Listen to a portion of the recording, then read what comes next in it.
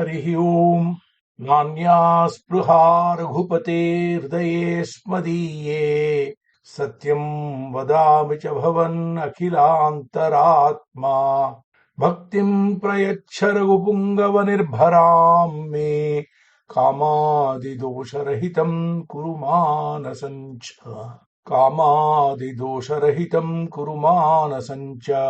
Today I will cover two Sargas, 20 and 21. In Sarga 20, Valmiki takes us to Ravana's court. There is a spy by name Shardula of Ravana who keeps roaming about everywhere and observing things. He has gone and espied the indescribably huge army of Sugriva on the shore, about to cross the ocean. He is breathless as he reports to Ravana that the army is as big as an ocean and about to breach the ocean. Sri Rama and Lakshmana are two handsome warriors about to come to Lanka.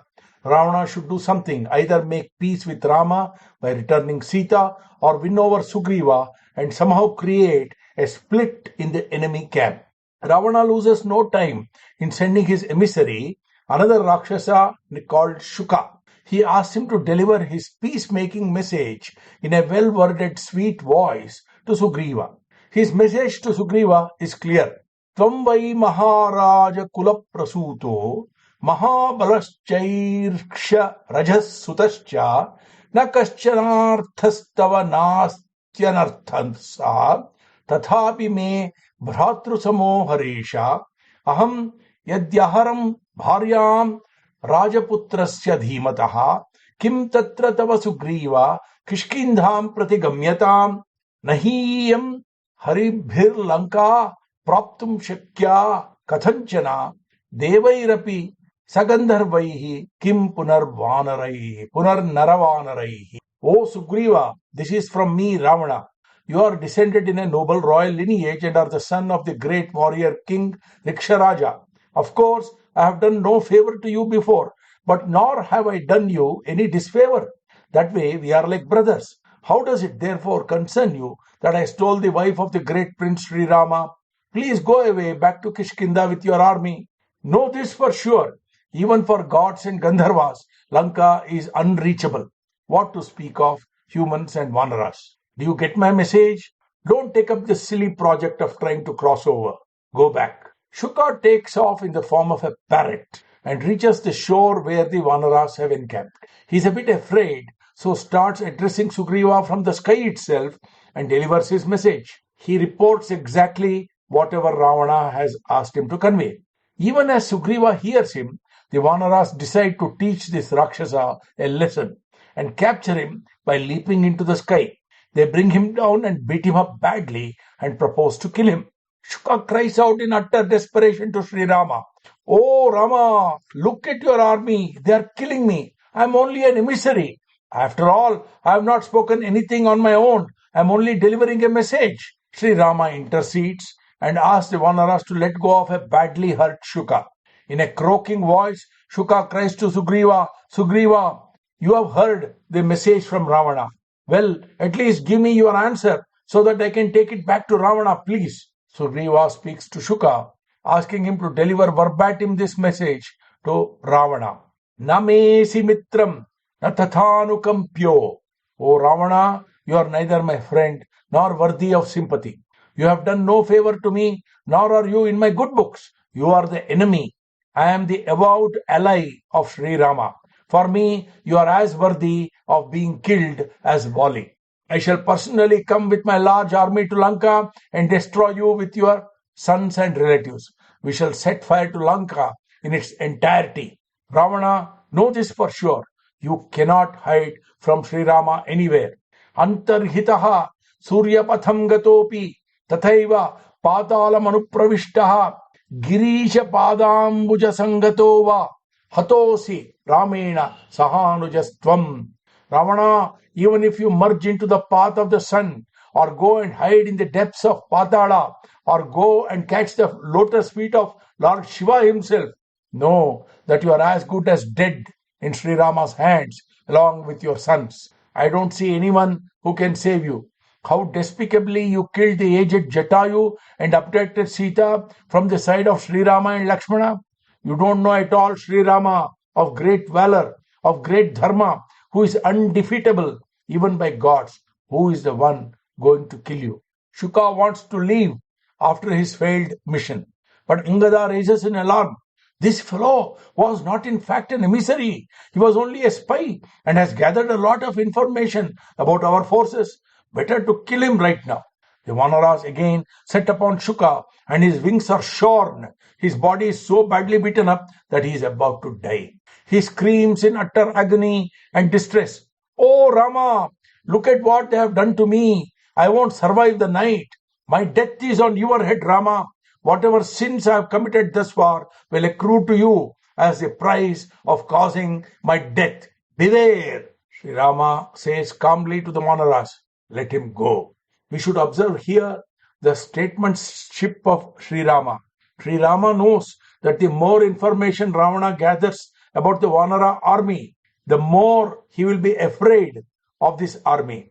And there are more chances that he may return Sita, or he will also feel psychologically weakened. So this is the end of Sarga number 20. Now let us see what is in Sarga number 21 of the Yuddha Kanda.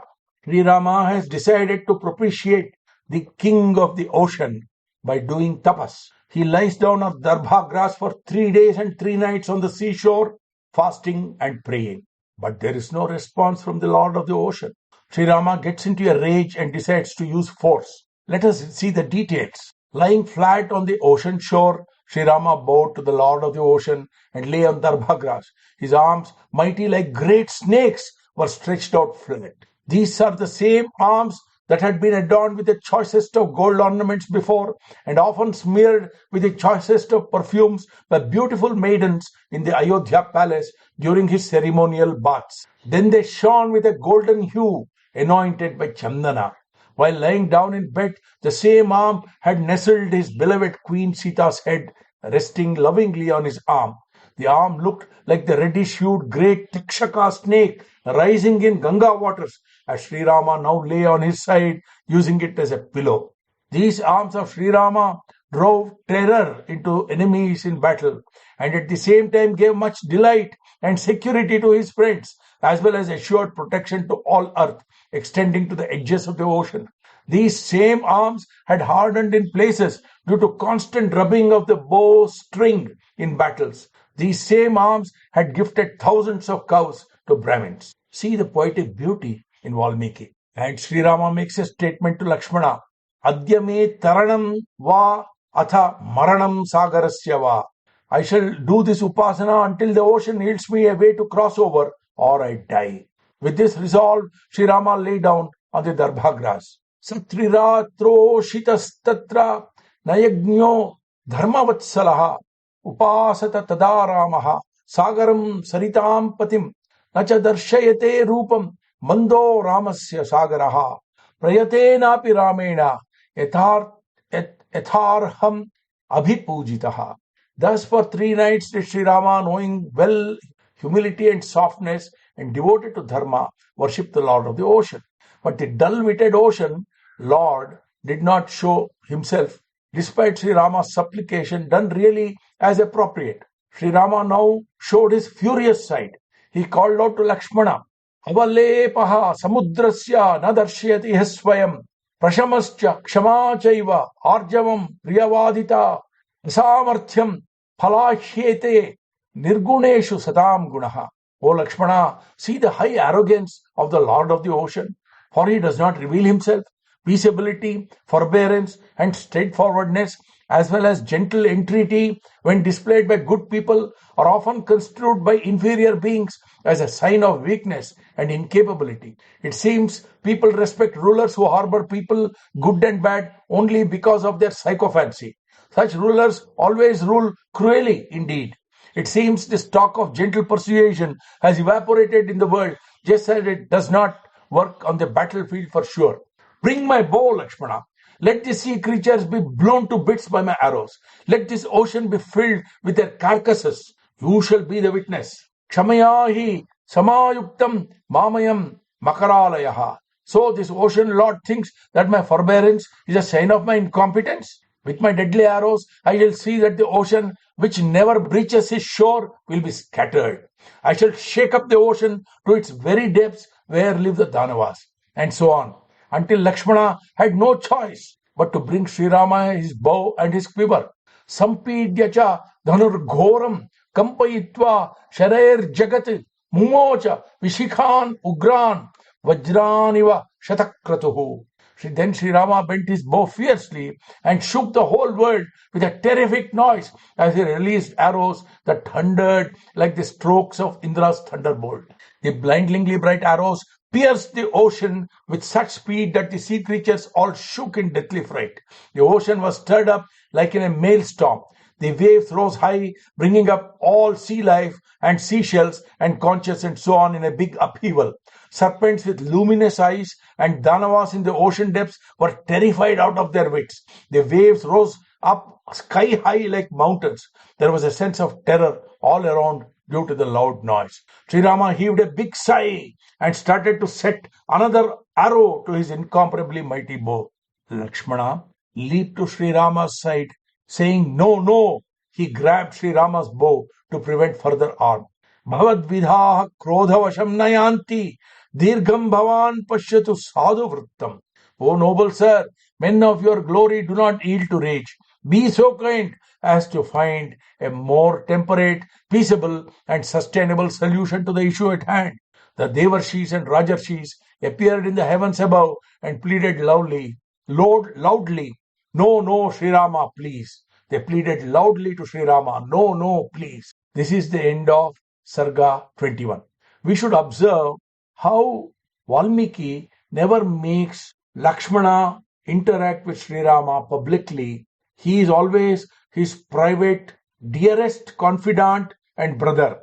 And only when Sri Rama is by himself in a situation where he needs help, Lakshmana speaks with him. Otherwise, we see Sri Rama the statesman. By the way, you people should Google and get the picture that Raja Ravi Verma, the great painter, has painted of Sri Rama threatening the ocean with his bow and arrow in a mood of extreme anger. Harihi Om Tat Sat.